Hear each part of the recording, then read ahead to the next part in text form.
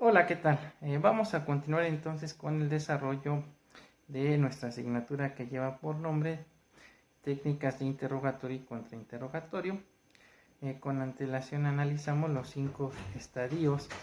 que comprende el interrogatorio y mencionábamos que en esta ocasión de manera particular vamos a analizar lo concerniente al interrogatorio o examen directo de lo que sería el acusado, el testigo o perito.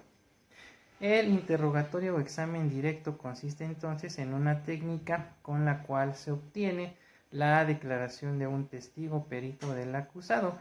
Su finalidad es dotar de contenido el juicio para cumplir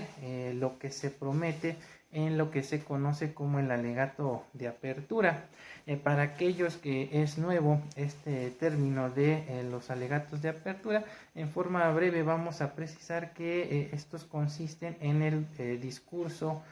inicial de las partes durante la audiencia de juicio, mismo que debe ser claro, conciso y preciso, y contiene desde luego la promesa del litigante relativa a lo que es su teoría del caso, y por ese medio se plantea al tribunal de enjuiciamiento la hipótesis central de lo que ocurrió, y a veces también se señalan los elementos de prueba que se van a rendir durante la audiencia de juicio. Es decir, los alegatos de apertura implican la exposición breve y sucinta de las partes en torno a lo que es su teoría del caso, que desde luego ya está constituida o construida desde lo que se conoce como la etapa de investigación, es decir, la fase inicial de lo que es el procedimiento penal, y tiene por finalidad que se haga del conocimiento del público en general los términos en que las partes van a desarrollar su actividad durante la audiencia de juicio. Ahora bien, por cuanto hace a la teoría del caso, esta, como lo habíamos mencionado ya con antelación, es la verdad histórica que el abogado, es decir, el fiscal o la defensa, quiere que acepte el juzgador, pues plantea sobre la forma en que ocurrieron los hechos y la responsabilidad o no del acusado, es decir, se trata de la trama para su obra, que en este caso es el juicio. La teoría del caso entonces para el Ministerio Público o Fiscalía es una explicación jurídica de por qué ciertos hechos ocurridos deben dar como resultado una sanción penal en contra de su autor, mientras que la defensa desarrollará una teoría del caso, es decir, una explicación jurídica del por qué no debe sancionarse a quien se le atribuye una conducta que es considerada delito, o en su caso, si es que resulta responsable, este debe ser sancionado con una pena determinada o más atenuada. La teoría del caso está compuesta por 3 elementos a saber: lo que se conocen como los hechos materia de la acusación o proposiciones fácticas, es decir, consiste en la elaboración de proposiciones fácticas que permiten conocer, por un lado, a detalle el suceso en materia de la imputación penal, y por otro, identificar aquellos hechos que se consideran relevantes y que permitan establecer ya sea la responsabilidad penal o la inocencia del acusado, dependiendo de qué lado estemos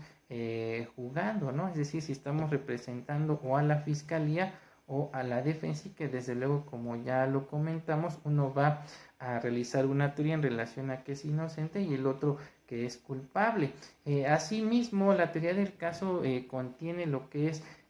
una norma o lo que se conoce en la doctrina como las proposiciones jurídicas, es decir, se debe identificar o seleccionar tanto la norma penal como la teoría jurídica que van a ser usadas dentro de la teoría del caso, como pudiera ser lo relativo al principio de legalidad penal, las causas de exclusión del delito, las causas eximentes de la pena, entre otras. Y finalmente debe contener un material probatorio que consiste en establecer las evidencias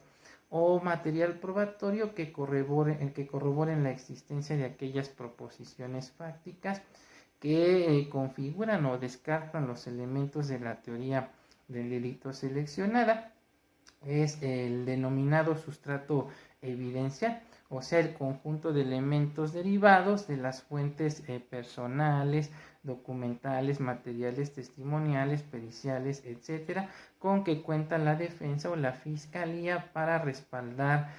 su hipótesis fáctica y jurídica que han formulado, y que no se trata tan solo de una interesante historia, sino que la misma, como ya lo comentamos, se encuentra soportada por sus elementos de prueba. ¿Qué tiene que ver todo esto con el interrogatorio o examen directo? Pues que este tiene por finalidad dotar al examinador de los elementos de convicción que ayuden a sustentar su teoría del caso frente al órgano jurisdiccional, a fin de que este último resuelva desde luego conforme a sus intereses. El interrogatorio o examen directo del testigo, perito o acusado consiste entonces en la revisión durante la audiencia de juicio del testigo, del perito o acusado por el propio oferente que ha presentado u ofrecido el desahogo de una testimonial durante el proceso. Es respecto entonces del examen directo del imputado, testigo, del perito, donde resulta posible desarrollar el relato de la teoría del caso de tal manera que permitan la comprobación de las proposiciones fácticas, es decir, las afirmaciones de hecho que tienden a satisfacer un elemento legal, y desde luego el éxito de la teoría del caso de la parte que la propone, presenta y desde luego examina a su acusado, a su testigo o a su perito. En relación al tema, la autora Diana Cristal González Obregón comenta que el interrogatorio o examen directo pues es la oportunidad que tenemos para probar y narrar la historia del testigo, del perito o el acusado, permitiéndole al tribunal de enjuiciamiento revivir la versión de los hechos de la persona que comparece a declarar ante el órgano jurisdiccional. Es por lo anterior que la autora en comento refiere que el interrogatorio pues es la oportunidad que tiene la parte oferente, es decir, la que ofrece la prueba, de que la información relevante de su teoría del caso no viene de él, sino de sus pruebas. De esta forma, la prueba testimonial adquiere gran importancia o relevancia, ya que es a través del interrogatorio y del testimonio que den los testigos, o en su caso el perito, como respuesta a dichos interrogatorios, por lo que los jueces podrán conocer de la teoría del caso de las partes, y no se permite al abogado hacer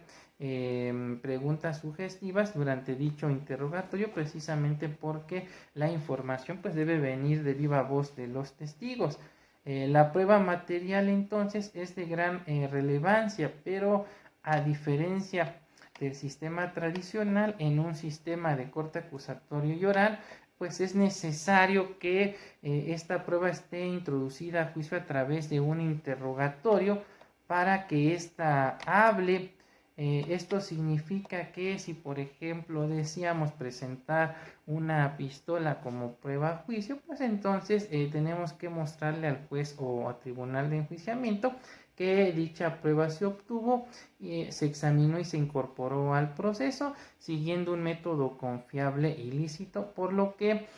para ello debemos llevar a declarar al policía que hizo la detención del acusado y quien le encontró el arma en su posesión,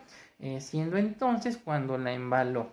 Asimismo, debemos llevar al perito que la examinó a la audiencia de juicio para que explique y declare sobre dicha arma. De esta forma, los jueces podrán relacionar y entender cómo es que dicha arma fue incorporada como prueba a la audiencia de juicio. Bien, hasta aquí estaríamos concluyendo el presente video y estaríamos desarrollando en uno siguiente lo relativo a la regulación del interrogatorio directo por el Código Nacional de Procedimientos Penales y lo relativo al objetivo que persigue el interrogatorio o examen directo.